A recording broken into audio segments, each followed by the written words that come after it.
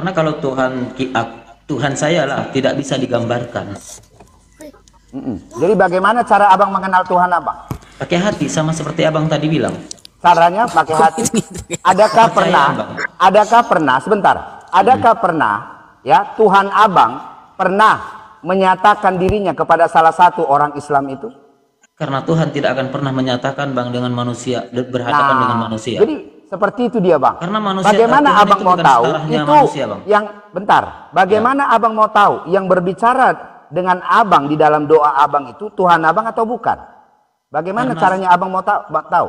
Karena orang Islam mengenal Tuhan seperti mengenal angin. Abang bisa merasakan angin, tidak bisa melihat kan? Di situ. Ya. Kalau angin kan ada dia termasuk zat gas. Nah kalau Tuhanmu itu eksistensinya keberadaannya apa bang? Kalau angin kan jelas dia termasuk zat gas. Iya.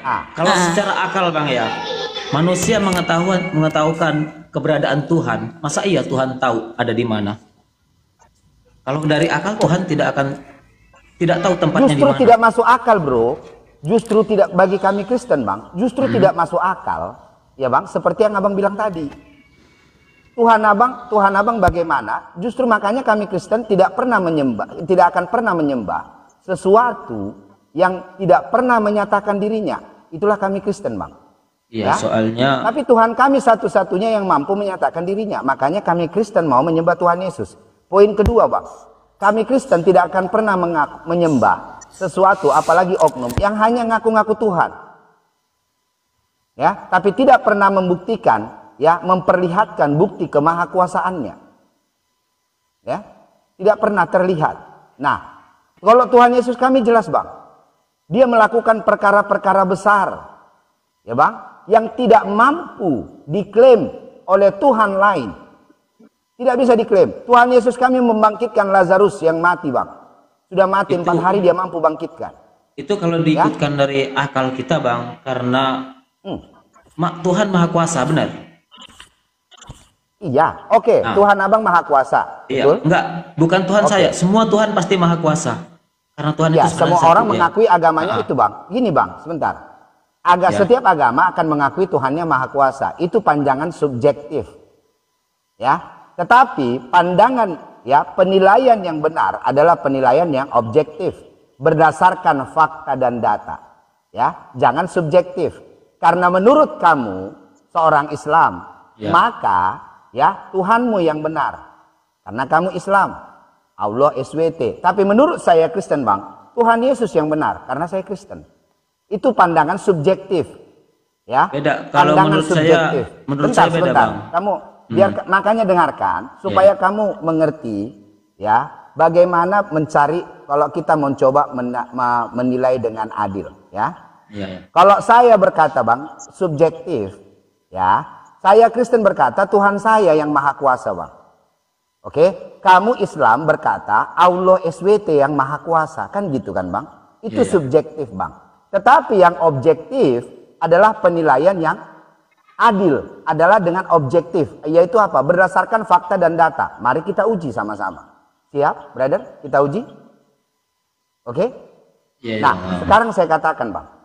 Ya, saya bisa katakan kepada abang. Satu-satunya bang, yang menyatakan dirinya, Tuhan yang mampu menyatakan dirinya ke dunia ini hanya Tuhan Yesus kami. Dia mampu menyatakan dirinya bang.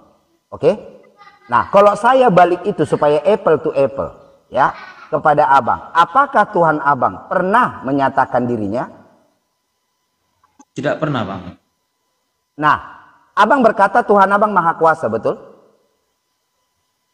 Betul bang? Betul. Nah, tetapi Tuhan abang tidak pernah bang, tidak pernah datang ke dunia ini bang. Tidak pernah menyatakan dirinya. Atau bisa dikatakan tidak bisa menyatakan dirinya ke dunia karena ini. Karena gini bang gimana bang? Tuhan kalau menurut itu logika tunggu. Sebentar. Ini makanya saya mau coba pakai logika. Coba, pernahkah Tuhan abang menyatakan dirinya ke dunia ini bang? Bukti kemahakuasaannya? Itu saya belum menemukan bang. Nah, itu dia bang, Jadi paham brother? Jadi itu dia fakta. Maka sekarang berdasarkan fakta tadi, Tuhan bang, siapa yang maha kuasa? Kenapa Yesus pernah berdoa bang? Itu berdoa sama siapa? Iya, enggak, kamu akui dulu. Kamu akui dulu, bro. Jangan lari kemana-mana dulu. Kamu akui dulu. Berdasarkan fakta yang tadi, Tuhan siapa yang maha kuasa? Kalau Tuhan itu memang Tuhan semua Tuhan. Fakta yang saya bawa tadi, Bang. Bahwa Tuhan saya menyatakan dirinya. Bukti dia maha kuasa, Bang. Tuhan cuma satu, Bang. Jadi Tuhan siapapun tetap tujuannya satu bagi aku, Bang. Sama. Kristen maupun Islam mau apa, Bang, Tuhan itu tujuan cuma satu. Itu makanya, Bang. Karena nggak ada Tuhan dua. Kalau masih bilang abang ada Bang, Tuhan orang Islam, Bang, Tuhan orang Kristen, sebenarnya itu cuma satu Tuhan itu ada, Bang. Berarti Tuhan palsu kalau ada lagi daripada Tuhan. Hah? Ya. Ya. Makanya gini dia, Bang. Ya, dengarkan baik-baik. Ya. Makanya gini, jangan menyamakan, Bang. Jangan karena keterbatasan. Bukan disamakan, tidak, Bang. Bukan disamakan. Gini. Contoh, abang beragama Kristen, benar? Beragama Kristen tujuannya kamu katakan tadi Tuhan. Tuhannya satu. Dari mana memang kamu tahu Tuhannya orang Kristen dengan Tuhan? Jadi menurutmu Tuhannya orang Kristen dengan Tuhannya orang Islam sama? Sebenarnya sama, Bang. Cuma perjalanannya yang beda. Enggak sama. Bang, yang kami sembah. Bang, yang kami sembah Tuhan Yesus, Bang. Apakah abang mau menyembah Tuhan Yesus? Tuhan Yesus, oke. Menurut abang yang disembah Tuhan Yesus. Tapi tujuan... abang mau menyembah Tuhan Yesus? Tidak, Bang. Nah, itu dia. Artinya kan berbeda. Gimana sih? Abang, Tuhan itu... Bro, jangan asal ngomong.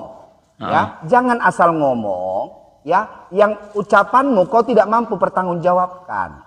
Jadilah orang bijak, brother. Yang setiap ucapan-ucapan kita ini, itu coba, Bang, mampu sebentar kita ya, pertanggungjawabkan. Oke, sebentar, gini. Contoh gini, Bang, ya. Dengar ya, teman-teman. Ya. Kan kita punya Tuhan. Jangan abang bilang pakai akal. Sementara dari tadi abang ngomong nggak pakai akal, Bang, sama sekali. Karena Tuhan menciptakan manusia itu pakai akal, Bang. Jadi harus digunakan akalnya gitu. Tuhannya orang Yahudi atau Kristen itu nggak sama dengan Tuhannya orang Islam. Kalau Tuhannya Yahudi dan Kristen itu Tuhan yang menyatakan diri, bisa menampakkan diri kepada ciptaannya. Sedangkan kalian kan Tuhan kalian kan nggak mungkin menampakkan dirinya, kan gitu. Oke, saya paham maksudnya, ngerti saya. Tapi menurut orang Kristen memang tidak sama Tuhannya, kan? Bener kan? Memang nggak sama. Kami itu menyembah Tuhan Yesus Kristus. Penyembah Tuhan Yesus itu kan beda kan, nggak sama. Karena yang disembah Yesus. Karena dikira yang disembah itu Yesus adalah karena bagi Mbak Yesus itu adalah Tuhan, bener kan? Ya sudah terbukti dia Tuhan yang Maha Kuasa yang menyatakan diri. Dia buktinya ada gitu loh. Dia menyatakan dirinya kepada umat ciptaannya gitu loh. Karena di Alkitab kan ada dua, ada perjanjian lama dengan perjanjian baru. Nah, disitulah Bang, itu bukan urusanmu, Bang. Sekarang pertanggungjawabkan ucapanmu bahwa Tuhan orang Kristen dengan Tuhan orang Islam sama. Di mana samanya? Tujuannya sama, Bang. Bukan Tuhannya. Tujuannya sama. Tujuannya sama kemana?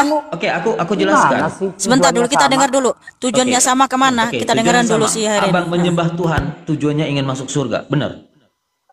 Oh, bukan. Beda, makanya beda. Kalau kami menyembah Tuhan Yesus, memuji memuliakan namanya, hidup dalam kebenaran sesuai dengan yang diperintahkan, bukan lagi supaya masuk surga, tapi karena surga sudah diberikan kepada kami, keselamatan sudah diberikan kepada kami. Itulah bedanya orang Kristen dengan seluruh agama-agama di dunia ini. Oke, berarti surga sudah punya kakak gitu ya, meskipun kakak janji Tuhan Yesus sudah memberikan surga. Surga itu kehidupan kekal. Jadi Tuhan Yesus itu sudah memberikan hidup kekal kepada kami, yaitu kasih karunia keselamatan. Maka kami itu melakukan kebaikan, melakukan kebenaran.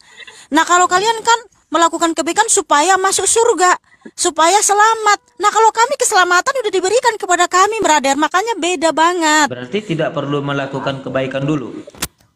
Loh, gimana sih? Jadi di sini makanya, Bang, abang belajar lagi lah, Bang.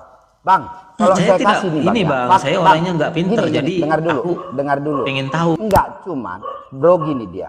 Kamu akui sekarang kamu tidak pintar, tapi kamu tadi bernarasi sesuatu tanpa fakta. Kalau surga, bro, surga kita pun beda.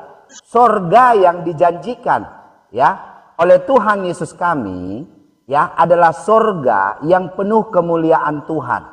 Tidak ada kawin dan mengawinkan. Ya, tidak ada kawin dan mengawinkan, Bang. Tetapi yang ada di sorga adalah setiap orang sudah penuh kemuliaan Tuhan. Jadi tidak ada nafsu dunia di situ. Yang ada hanya memuji menyembah Tuhan. Ya, memuliakan Tuhan, penuh dengan kemuliaan Tuhan. Sementara Bang, sorry, Abang nanti boleh cari tahu tentang surga Abang.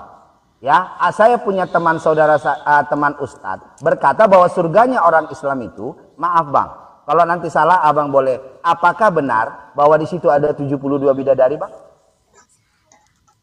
Nah, beda kan? Di situ aja udah beda.